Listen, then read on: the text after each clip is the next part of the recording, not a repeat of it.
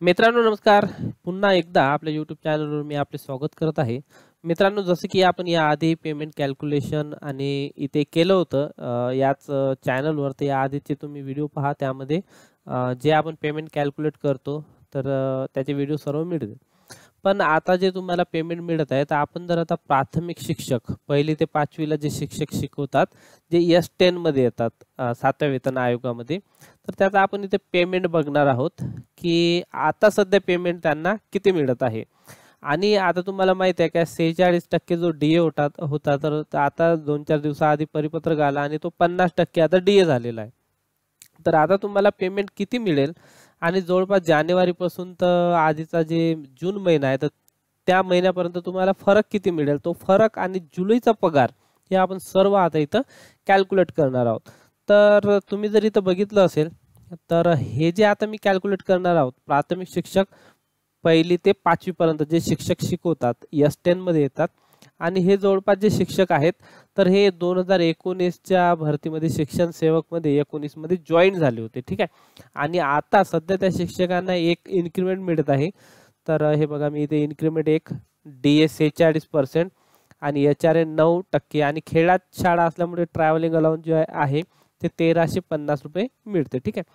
त्यानंतर एक इन्क्रीमेंट मिळाल्यामुळे त्यांचं जे बेसिक आहे पहिले 29,200 होतं तर आता ते बेसिक 30,100 झालं ठीक आहे.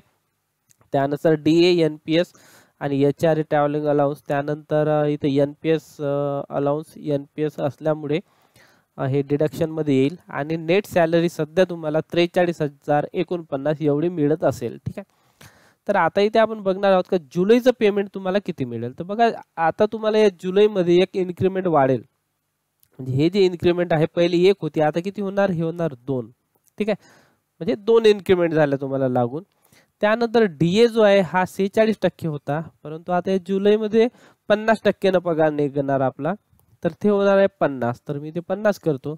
आता लक्षात घ्या मित्रांनो का हा डीए जसाही 50% होईल तर HRA 1% वाढत असते ठीक आहे. म्हणजे 0 ते 24% या दरम्यान 8% HRA मिळते. नंतर 25 पासून तर 49% जर डीए असेल तर 9% तुम्हाला HRA मिळते आणि डीए जेव्हा 50% होते किंवा 50 पेक्षा जास्त होते तेव्हा मात्र तुमचा जो HRA आहे तो 10% होत असते.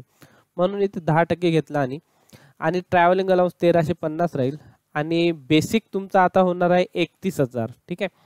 पहिले येते एक इन्क्रीमेंट होतं तर तेव्हा तुमचं जे बेसिक आहे ते होतं 30,100 आता 2 इन्क्रीमेंट झाले तुम्हाला म्हणजे हे होणार आहे 31,100.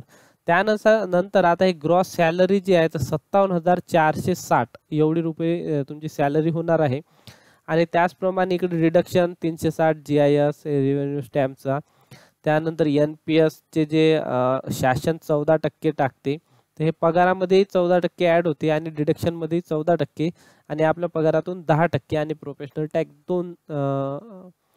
200 रुपये तर याप्रमाणे 11,721 रुपये कट होणार आणि तुमच्या हातात जे सॅलरी येणार तर 45,739 45,739 एवढी हे सॅलरी जुलैमध्ये तुम्हाला मिळणार आहे. तर हे झाली महिन्याची सॅलरी. आता आपण बघणार आहोत की जानेवारी पासून जून पर्यंत फरक किती मिळेल. तर मी काय करतो इथं जी सॅलरी आहे जुलै महिन्याची ते लिहून घेतो 45,739 हे तुमची जुलै महिन्याची जी आहे ही सॅलरी झाली ठीक आहे. त्यानंतर आता आपण इथे बघणार आहोत की फरक किती मिळेल. तर लक्षात घ्या की जो फरक आहे तर तेव्हा इन्क्रीमेंट तुम्हाला म्हणजे या आधी जानेवारी पासून ते जून पर्यंत तुम्हाला किती पगार मिळाला ते आपण काढणार आहोत. तर एक इन्क्रीमेंट होतं आणि डीए मात्र 50% झालेला होता परंतु आपल्याला 46 ने मिळालेला होता ठीक आहे. त्यानंतर 50% डीए झाला तर HRA वाढणार आणि हे एवढी पगार जे आहे तुम्हाला मिळायला पाहिजे होती ठीक आहे. तर हे जुलैचा पगार त्यानंतर एवढी सॅलरी जी आहे तुम्हाला मिळायला पाहिजे होती म्हणजे इथे आता लिहून घेतो मी 44,434 हे पगार तुम्हाला मिळाला पाहिजे होता परंतु तुम्हाला जो पगार मिळालेला आहे तो 46% ने मिळालेला आहे 46% एवढा पगार तुम्हाला मिळालेला आहे म्हणजे 43,049 ठीक आहे. आता हे जर आपण फरक पाहिला या दोघांचा, ठीक आहे, तर हे असेल फरक, म्हणजे हे प्रत्येक महिन्यात एवढे तुम्हाला जास्त मिळायला पाहिजे होते. आणि आता याची जर टोटल केली आपण 6 महिन्याची, म्हणजे 1385 गुणिले 6 करू, तर हे झाला तुमचा फरक. ठीक आहे, तर हे फरक आता आपण यामध्ये ऍड करू, 8310 रुपये. ठीक आहे, म्हणजे एकंदरीत आता तुमची जी ग्रॉस सॅलरी होईल, म्हणजे फरक आणि जुलैचा पगार मिळून, तर 54,049 हे तुमची सॅलरी जुलै महिन्याच्या जो पगार वेतन होईल तर त्यामध्ये हे यायला पाहिजे.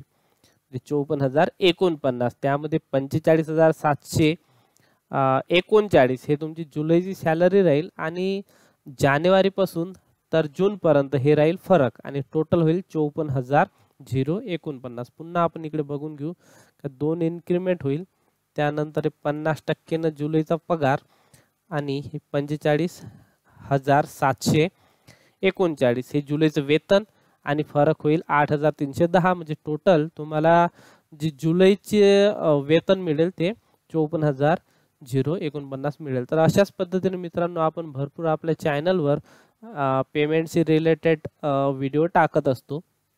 त्यानंतर ई स्टडी 7 हे पण आपलं एक चॅनल आहे, ई स्टडी 7 मॅथ अकॅडमी म्हणून, आणि टेक चॅनल हे पण मी व्हिडिओ म्हणजे चॅनल सुरू केलेलं आहे, तर यामध्ये काही व्हिडिओ मी टाकत असतो. पुन्हा एकदा व्हिडिओ बघितल्याबद्दल धन्यवाद.